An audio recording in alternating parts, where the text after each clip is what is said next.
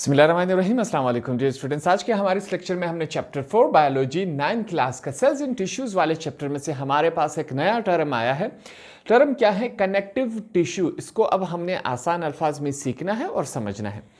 काफ़ी मज़ेदार टॉपिक है। हमारे पास ये लफ्ज़ से ही जाहिर है कि ये कनेक्टिव टिश्यू क्या काम करेगा। अब कनेक्ट का मतलब क्या है? एक दूसरे से जुड़ा हुआ। तो इस टिश्यू का काम क्या होगा? एक दूसरे से जोड़ना, जुड़वाना। ठीक है, अब देखते हैं हमारे पास कनेक्टिव टिश्यू क्या होता है, इसका काम क्या है और ये हमारे बॉडी में कहाँ कहाँ पाया जाता है। इससे पहले हम साइंस में पढ़ चुके हैं कि हमारे पास टिश्यू क्या होता है। बहुत सारे एक जैसे सेल्स जब आपस में मिलते हैं और वो एक जैसा काम करेंगे तो उसे हम क्या कहेंगे? टिश्यू कहेंगे। ठीक है, टिश्यू का कॉन्सेप्ट हमारे पास क्लियर हो गया। इसी तरह हमने साइंस में ये भी पढ़ा था कि cell is the basic unit of life. जिंदगी में, दुनिया में जितने भी जानदार हैं वो किस चीज से बने हुए हैं? सेल से। और एक जैसे सेल जब आपस में मिलेंगे, ग्रुप बनाएंगे और वो एक काम सरंजाम देंगे, उसे हम क्या कहेंगे? टिश्यू। हमारे पास क्या है? Connective tissue. कनेक्ट लफ्ज से ही जाहिर है। सबसे पहले हम देखेंगे कि कनेक्टिव टिश्यू किस तरह होगा। हम एक यहां पर फॉर एग्जाम्पल मैं कहता हूं कि ये हमारे पास क्या है? एक कनेक्टिव टिश्यू है। कनेक्टिव टिश्यू में अंदर क्या होंगे? सेल्स होंगे। अब यहां पर यह बात आपने याद रखना है कि जो कनेक्टिव टिश्यू है उसके अंदर जो सेल्स होंगे वो एक दूसरे से, अगर आप यहां पर देखें, एक दूसरे से क्या है? फासले पर हैं। फासले पर है कि नहीं? बिल्कुल एक दूसरे के फासले पर है। तो पहली बात हमने क्या सीखी? जो कनेक्टिव टिश्यू है उसके अंदर जो सेल्स होंगे वो एक दूसरे से दूर है और वो तरतीब से पड़े हुए नहीं है। ठीक है, एक दूसरे से स्प्रेडली वाइड है, अलग अलग है एक दूसरे से। यहां पर मैं आपके लिए लिख लेता हूं। ये जो है हमारे पास क्या है? इसको हम नाम देंगे कनेक्टिव। यहां पर अगर आप डायग्राम बनाना चाहे तो वो भी बना सकते हैं। कनेक्टिव टिश्यू सेल्स हैं। ठीक है, ये सेल्स हैं हमारे पास। अब इसके अंदर, अब ये जो सेल्स हैं वो कहां पड़े हुए हैं? अगली बात, ये जो सेल्स हैं वो कहां पड़े हुए हैं? वो एक मैट्रिक्स के अंदर पड़े हुए हैं। मैट्रिक्स हमने सीखा था। मैट्रिक्स किसे कहते हैं? मैट्रिक्स हम फ्लूइड को कहते हैं। इससे पहले हम सीख चुके हैं। फ्लूइड क्या होता है? पानी क्या है? फ्लूइड है। शरबत क्या है? फ्लूइड है। तो ये जो तमाम सेल्स हैं वो कहाँ पड़े हुए हैं? एक फ्लूइड में पड़े हुए हैं। फ्लूइड को हम क्या नाम देते हैं? मैट्रिक्स का नाम देते हैं बायोलॉजी में। ये कौन सा मैट्रिक्स है? एक्स्ट्रा सेलुलर मैट्रिक्स है।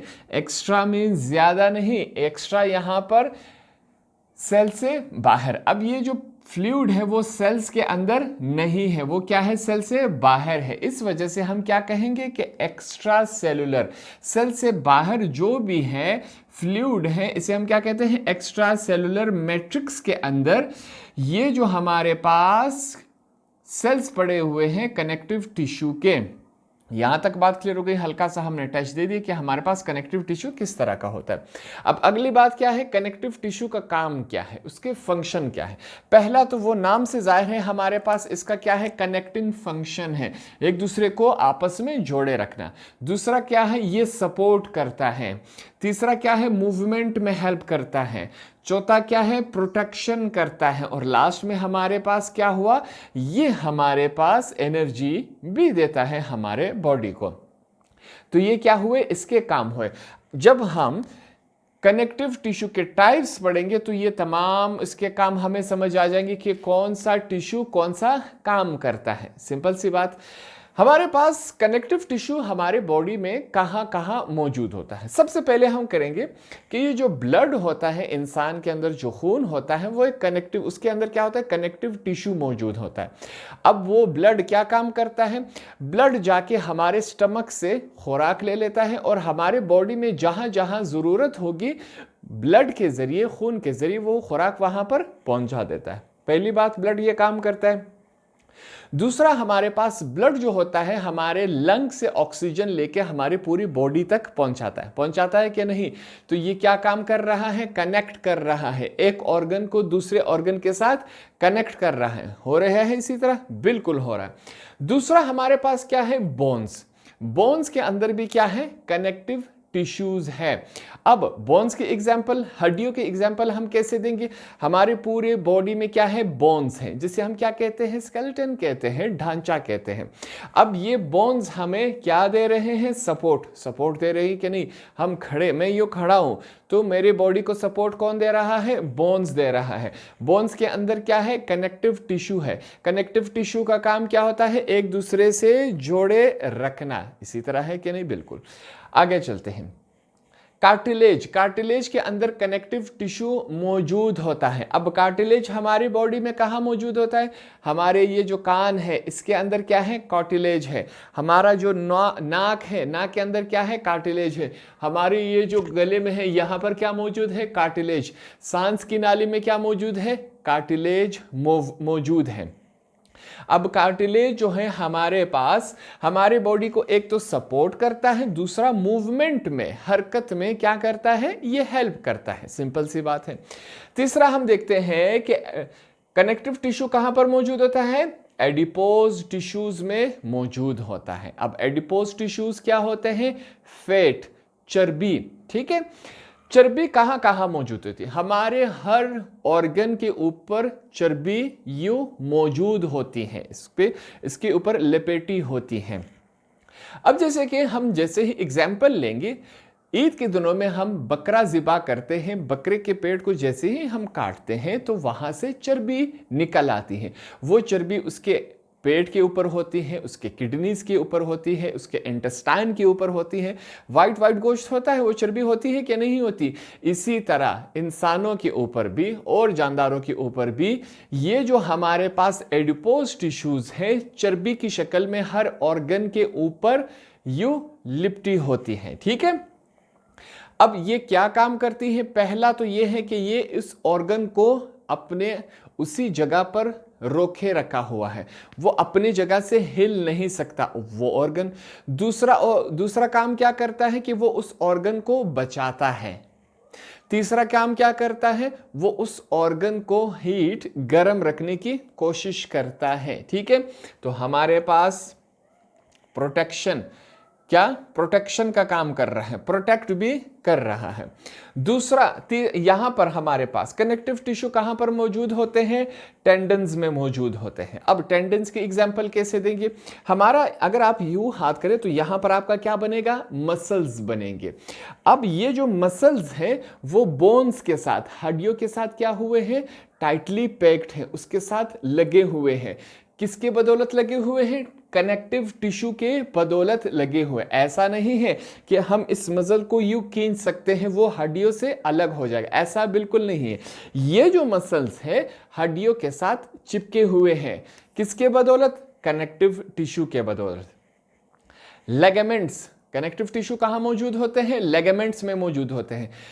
एक हड्डी, ये वाली हड्डी, हमारी ये जो पूरी हाथ की हड्डी है, दूसरे हड्डी के साथ क्या है? जुड़ी हुई है। इससे पहले क्या था? टेंडन्स, मसल बोन के साथ कनेक्ट है।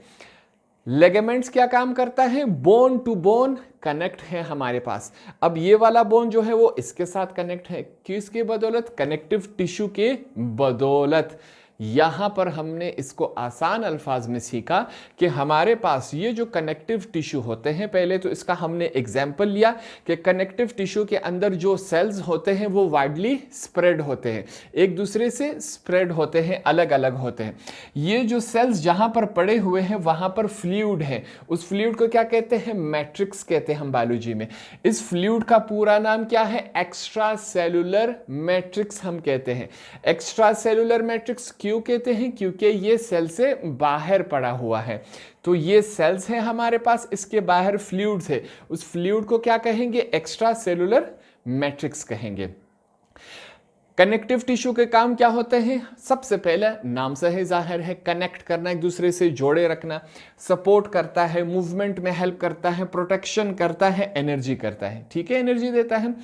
अब हमारे पास यहाँ पर कि किस किस जगह में मौजूद है, हमने सीखा कि ब्लड के अंदर मौजूद होता है, बोन्स के अंदर कनेक्टिव टिश्यू है, cartilage, adipose tissues, tendons, ligaments, ये तमाम में मौजूद होता है।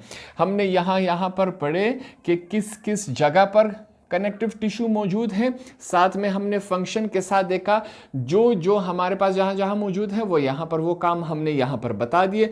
लास्ट में एनर्जी थी, हमने कहा था कि हमारे बॉडी के अंदर क्या है, फैट्स हैं, एडिपोज टिश्यूज हैं।